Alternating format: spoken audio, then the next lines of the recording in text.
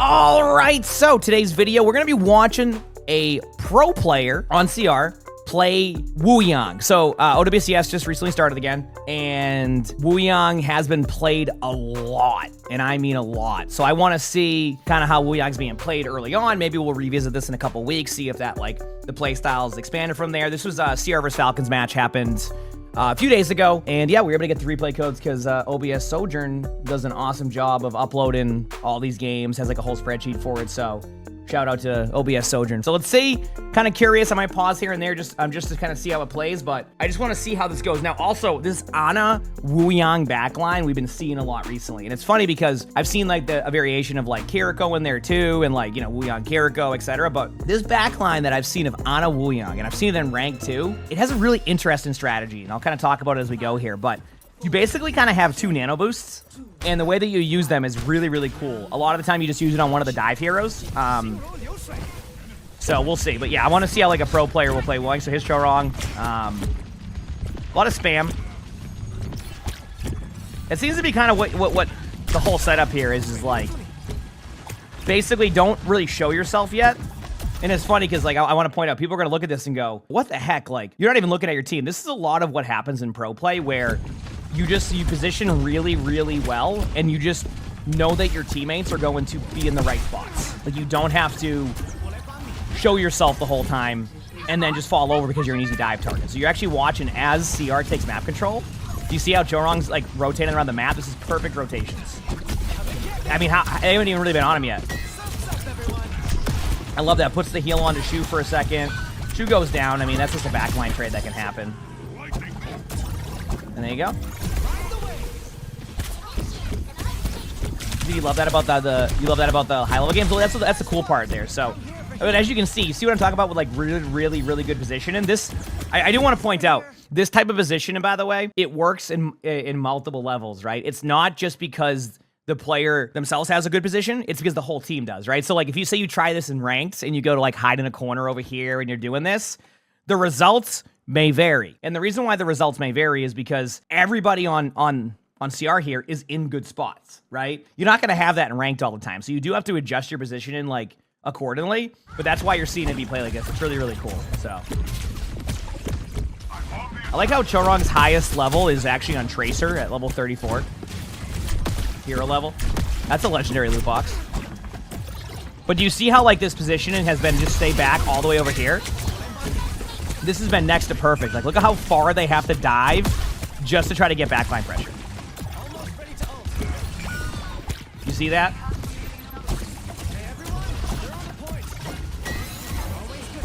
Like, think about like as we're watching this, how far have you seen Chorong move across this map? Just in this spot, because this is a spot where you have to over dive just to make plays happen.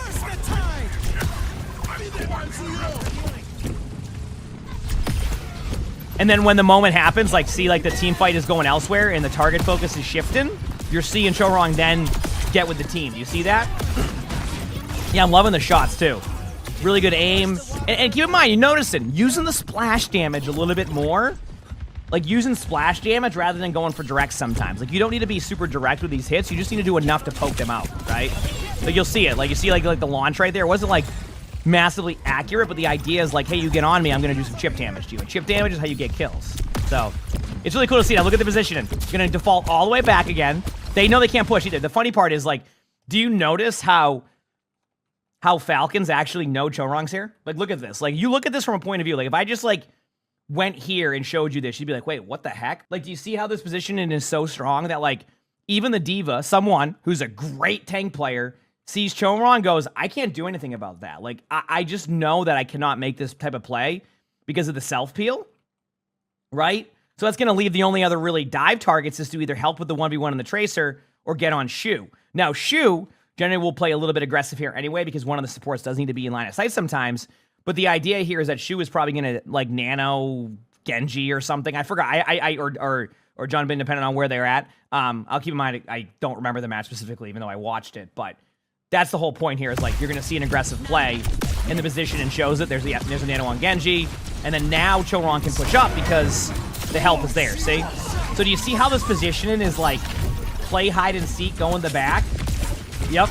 And you're right. And if they dive Chorong, then that's going to leave the rest of the backline. Yep, exactly. The rest of the backline on the other team is now going to be susceptible to being dove. And then even if you lose Chorong, then you trade. But as you can see, a little bit of an important note here. As the team fight breaks out, Chorong then moves up. Do you see that? Like how when now the cooldowns are being used, Wuyang's getting aggressive again. But it's a lot of patience and spam. It's very much like how you would play Zenyatta, but with more mobility. That's how I'm kind of like getting the vibe of this game. Yep. But just notice this on Chorong. A lot of spam. Gets aggressive when the team's being aggressive. When the play is to be aggressive, plays really safe and smart and just spams out damage when chilling. Because the heals are not going to be super high, but when they go for your teammates, you can burst heal. So I just wanted to kind of showcase that right there. I thought that was a very good play. And it's cool because I didn't really get to watch it from that point of view when I was spectating. And it was really, really cool to me to see that now of how, like, they all just kind of backed up and played super smart. So that was actually really fun to watch. I didn't even realize how strong that position was. Because even when we were watching the match, like, I wasn't even seeing that. Like, we were seeing other parts of that. That was really, really good. So a lot of what I'm seeing from the pro level of Wuyang right here, and I'm sure we'll see it expand out as the weeks go on, is play safe, almost play like Zenyatta, constantly spam damage in locations, keep your heal up on somebody, and then be ready to peel for your other support when need be. This is not what I expected. No, it's not even that. It's like every single pro meta will have different ways that you play, right? Like some pro metas will require you to go in as a core. Like for example, we haven't seen it in a long time, but remember when like Moira was meta during Overwatch 2 at one point where like you could not be alone. You had to go in like as a core and that was it, right? And we think about Bap Ayari, right? Like the Ayari plays a little bit more aggressive because now you have a mid-range heal because of the pot. Like you don't play like so far back anymore as a Yari. Well, you do, but you don't. Like not like you would Wuyang here. So it's like every playstyle is different, every meta is different. So you kind of see how it goes. So it's really cool to see with Wuyang. It's a lot of just playing really far back, keep yourself isolated away from the rest of the team. I mean, how often did you see Chorong actually heal the tank? Right? Barely. If anything, it was just cleanup heals at the end. So this map's a little bit different on position. I'm kind of curious to see how this was set up here, but. As you can see, a lot of spam, and I think the players are going to only get better at this spam as the weeks go on, because, I mean, this is still limited playtime. I mean, this is, to give you an idea, by the way, this is Chorong on a what? I mean, if you don't count the playtest weekend, what, day 3 or 4?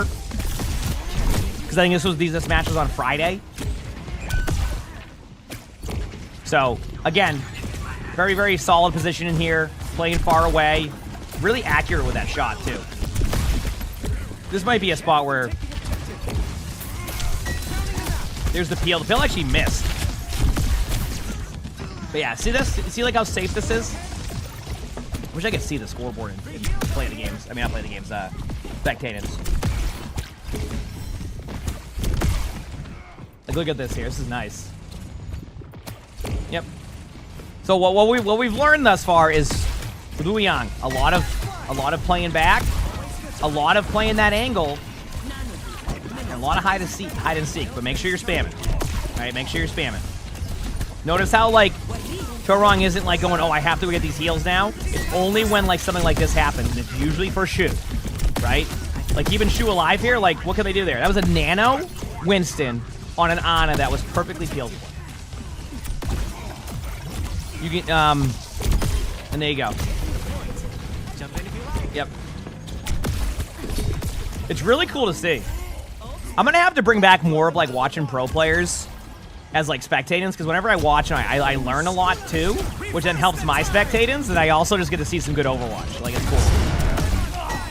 But you notice these rotations on Chorong? Like, it almost feels like, and again, this isn't what's going through, like, when they're going through the mindset of, like, how you do it, but have you ever noticed that basically half the map doesn't exist for Chorong most of the time? From, like, where, like, he'll play? Like, so basically, like, the map is basically cut in half here. And the only time you'll see Chorong here is either at the beginning of like, the game, or when the team is in a good spot to go and push and snowball. But the general consensus is play this side, so that way if they have to dive you, they have to spend so much time getting to you, and then you're just catching the wave and you're getting out of there, and you can either rotate this way, you can rotate back, your teammates can meet you in the middle, you have a health pack. You have a second health pack around here somewhere. Do you see how this is all positioned? You have a third health pack technically, but do you see how this is all positioned? It's that way. If you go for the Wuyang, the rest of the team can help. It's just really, really good Overwatch. And it's something that, again, I'm not going to say you're going to be able to apply this in ranked all the time, but I want to show you like how good positioning can lead to good results if everything, you know, if you're able to play the character in like the way that Chorong's playing. Like as in, again, not at the, you don't have to like mechanically play the same way. It's more just like the decision making that you're doing. You see how the map is now, the snowball's happening, so the rotation's happening. Now watch where Chorong will end up after. I don't know if he'll end up, actually, any else? It depends. You're going to see a bit more of an aggressive play by Wuyang if there's ultimates to be had, and I think it's going to be a blade. Oh, I love that spam. I remember seeing proper die to that. I didn't know what happened.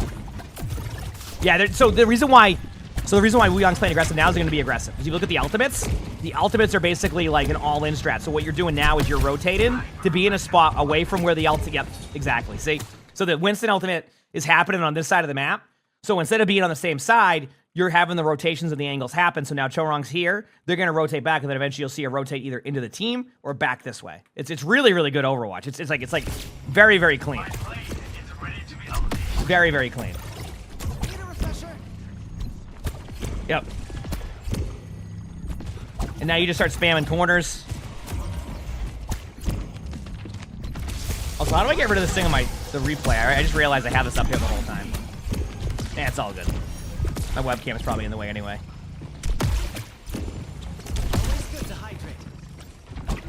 Yeah, their team's playing aggressive because they just had obviously a blade, so now you're just doing some spam. Might be actually really close here for... Yeah.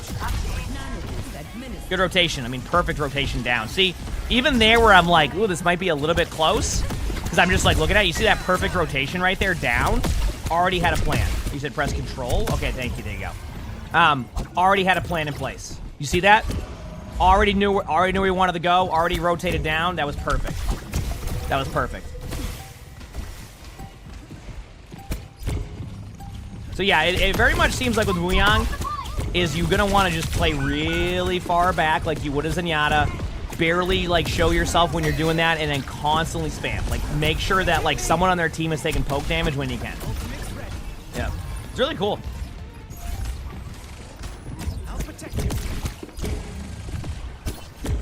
Now you can basically just ult the Tracer or the Genji. That's basically, I've seen a lot of teams ult the Tracer or Genji. Tracer's good for like, if just a pause, actually, it's funny as we say that. The reason why Tracer's a really good target is because you can go in, use your blinks, and then you can recall back if you need to, if like it doesn't go well. I've seen a few teams give it to Genji, and actually I think it happened to, I don't remember if it happened to CR or if it happened to Falcons during this like series, but I think it was Genji got the Wuyang ultimate and then dashed, and then that was it. They all just ran away. I think it might have been on proper or something. And everybody just ran away, and you're like, yep, there goes that. So like if you don't, Tracer is probably the safest pick because you have the ability to stay on them.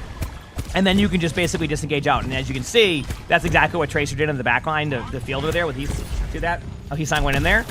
And then now you just basically play safe on point. Grab the point, now start rotating back, and there it is. See? Yep. They're trying to dive the Wuyang. Rotation's perfect back. Team fight is won. You could argue that Chorong re-engaged too quickly there, but like, not really. That was just a good pulse bomb by Proper more than that was a bad play by Chorong, you know? But yeah, really, really good play. So far. I remember this, because Winston gets the kills. Yeah. Reason why you're seeing a bit more aggression here is because it's kind of like a 2v2. It's actually a really smart play by Proper to kind of go in there onto the back line there initially, because it's a 2v2, so like that's your one time and not have the self-heal. Wait until the ult was about to pop. Yep. I think that's just getting the timings down on that too. Sometimes I forget the timings on it, and it kind of hacks me up. Optical, thanks for the 63 months of the Prime, so thank you, appreciate it. Thank you. Good heals there. Now they're doing their backline pressure. What you do during this is you have your teammates slowly move up to get the point. Now you flip the point, which means that they have to basically push backline. Shu survives with a good sleep, and then that was that. So, yeah, that was really clean Wuyang gameplay. I want to point that out. Like, I watched this match live when it was happening, but I was really, really curious to see how it would play out. But that was great. That was smooth. That was clean. That was showing you how much teamwork can be involved in the pro level. Truthfully, if you're in ranked, you're probably gonna want to peek your teammates a little bit more. Like Chorong's trust in his team to be able to play back, play safe, and not really feel like you ever have to heal your tank is such a, like a luxury for like supports. Great play across the board, but it was really cool to see. It's gonna, if I have to play some Wuyang games, I'll pick up on that a little bit, where I'm gonna try not to overfeed. Sometimes I have an aggressive play style, and I don't think Wuyang's gonna be a character you want to be too aggressive with, right? Aggressive with snowbally, like being with your team when like a team fight's going well, but a lot of the time you want to just spam, play safe, and then keep your teammates alive during that. So, or keep like, you know, not even like your teammates alive, like, you know, heal your other support when you need to, put it on one of like your, you know, your Genji, your Tracer, depending on where your aggression is, and then just kind of leave it as is. And that was good. That was really good play. So I hope you enjoyed that. Let me know if you want to see more from the pro player side of like analysis of stuff. It really helps me learn too. I really do enjoy watching OWCS matches when I can. And like I said, a shout out again to OBS Sojourn, who has a great resource of like spreadsheets. So it's not too hard for me to go grab a replay code. So maybe let me know in the comments like what role you would like to see next. What player would you like to see next? I hope you enjoyed. We have more you can watch here with the videos. And yeah, hope you all have an amazing day / night.